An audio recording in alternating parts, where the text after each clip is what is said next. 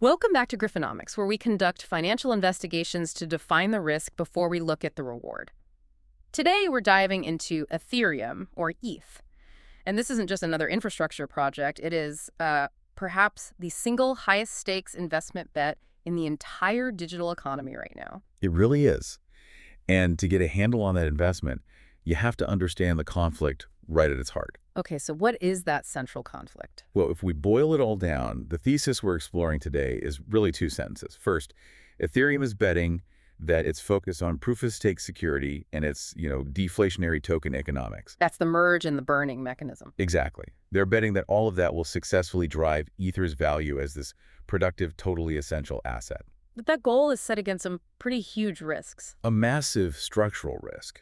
The risk inherent in its scaling trade-off, and of course the looming competitive threats constantly posed by these faster Layer 1 rivals, like Solana. Okay, let's unpack this enormous gamble. To define the risk, we have to start at the beginning. What exactly is Ethereum? If you strip away all price charts, what did Vitalik Buterin create back in 2013? What he created was pure blockchain infrastructure.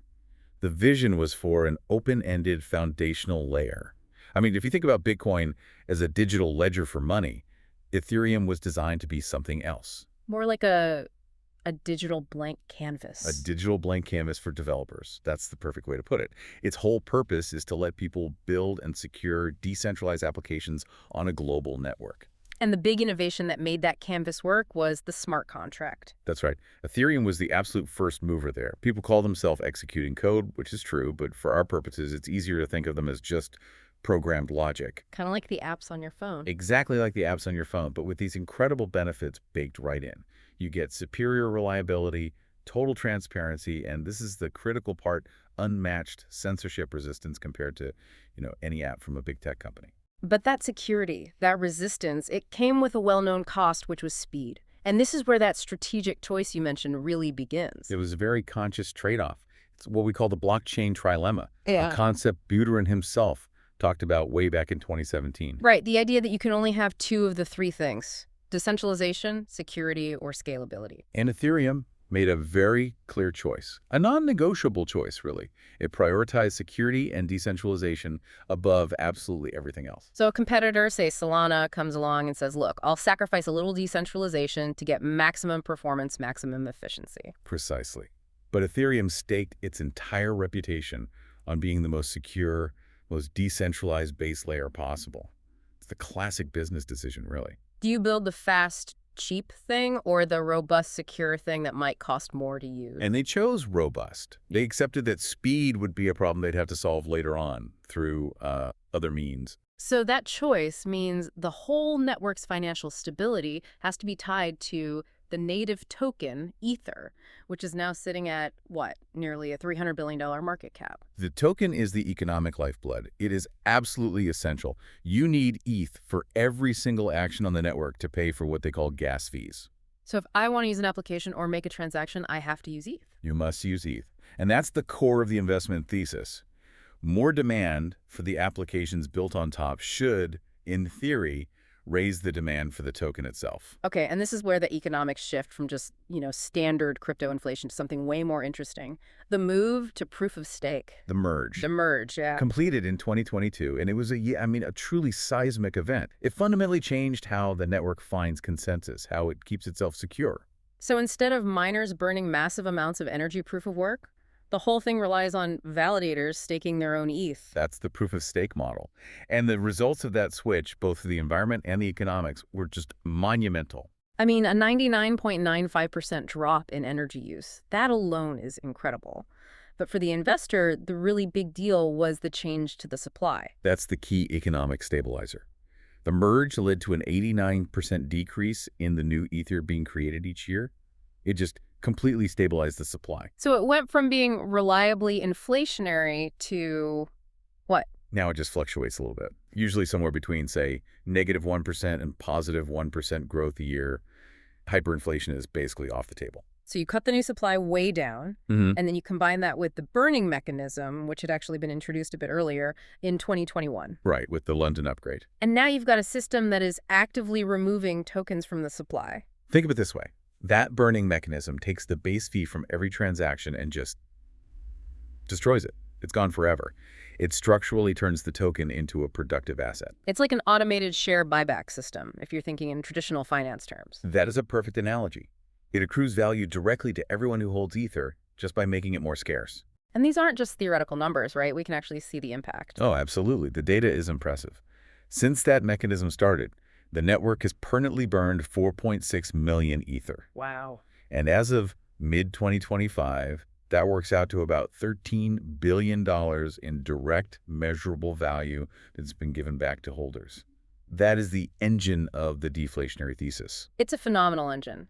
But we have to come back to that trilemma problem. If security was the priority, fees were just too high for most people. So how did they fix that? How do you stay secure but also usable? That's where the modular scaling approach comes in. I mean, faced with just insane transaction costs in 2021, Ethereum made a strategic pivot. Yeah. They decided that layer one, the main chain, would sort of step back from doing all the heavy lifting. Instead, it would focus on just one thing, being the most secure, decentralized data and settlement layer possible. So it offloads all the actual transactions, the busy work, to other systems. Exactly. To these layer two rollups, you have different kinds, like zero knowledge and optimistic rollups, but they all do the same basic thing. They process huge volumes of transactions cheaply somewhere else. Off-chain. Off-chain, right. Then they bundle them up and just post the proof and the data back to layer one for security. And we can see this is working just by looking at the user numbers. We can. The growth is accelerating. As of the middle of this year, June 2025, you're seeing roughly 3 million active users on these L2s. And they're doing something like 16 million transactions a day. 16 million a day. So the modular strategy, it is clearly working to bring down costs for users. But, and this is the crucial part for an investor, that strategy forced Ethereum to willingly give up revenue to get those users, and that's a massive financial risk. It is the monumental value capture trade-off. Ethereum chose cheap users over immediate revenue. And we saw the stunning immediate financial fallout from that choice with the Prague-Electra upgrade in May of 2025. Tell us about that upgrade. What did it do with those things called blobs? So the upgrade essentially doubled the capacity for these temporary data packets, the blobs, that L2s use to post their data back to layer one.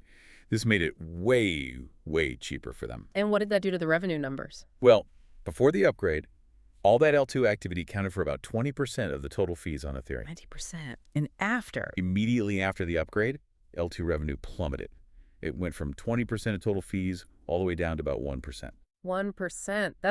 That's a conscious sacrifice of 19 points of revenue. It is, done specifically to make sure using those layer 2s was cheap enough to compete with fast arrivals. Wow. So they just traded current, certain revenue for the hope of massive future demand.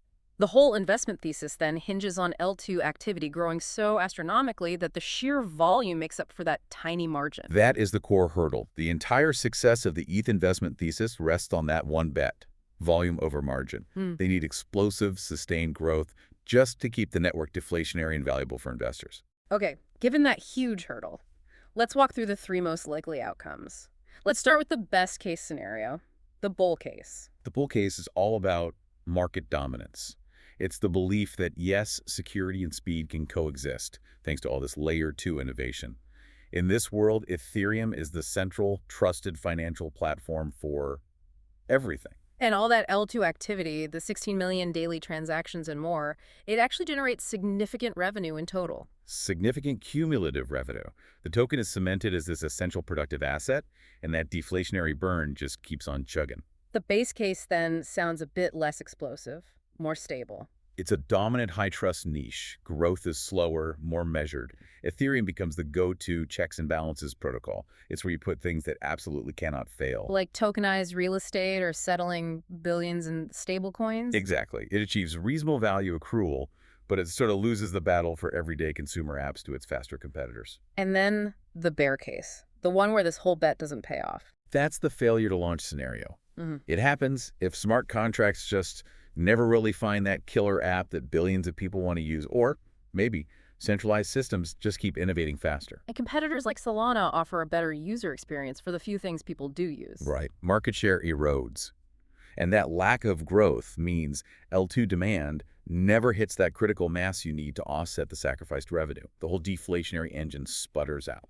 So when you pull it all together, The powerful network effects, the deflationary engine, but also the serious competitive threats. Yeah. What's the final verdict? Is the $300 billion valuation justified today, or is it all a bet on that future L2 adoption? Well, the current reality is that Ethereum's network effects are still incredibly strong. You can't ignore that. Look at the metrics, $61.5 billion in total value locked. And even more importantly, the stablecoin numbers. $125.37 billion in stablecoin supply. That confirms it's still the dominant place to store value, even if other chains are faster. But the verdict for an investor means weighing that economic certainty against a pretty severe checklist of structural risks. Okay, let's run through those risks. Starting internally, what's the downside of being so community-driven? It's governance risk.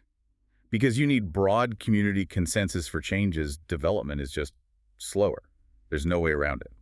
Plus, you have this soft influence problem and the very real key person risk with Vitalik Buterin's outsized role. And then externally, you've still got the regulators. Absolutely. Ongoing regulatory uncertainty. I mean, everyone celebrated the 2024 ETP approvals, but that's just one piece. The entire ecosystem built on Ethereum, all the DeFi, the NFTs, it all still needs regulatory clarity pretty much everywhere. That can really slow things down. And you still got the constant technical and competitive threats. It's continuous. Every big annual upgrade is complex and carries technical risk. And you can't ever count out the performance-focused competitors. They're always pushing, always trying to build a faster, cheaper alternative. So it really all comes back to that one defining economic risk we talked about. It's the whole story. The investment thesis fundamentally requires a massive, sustained, and frankly, immediate increase in L2 demand.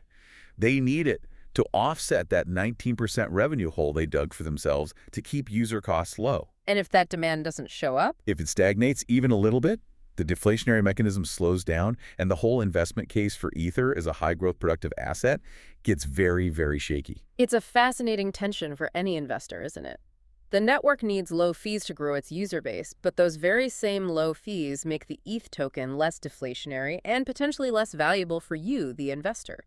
So you have to consider, when user transaction costs get pushed down to almost zero, how insanely fast does the whole network have to grow just to keep that deflationary promise alive? Risk defined, portfolio protected.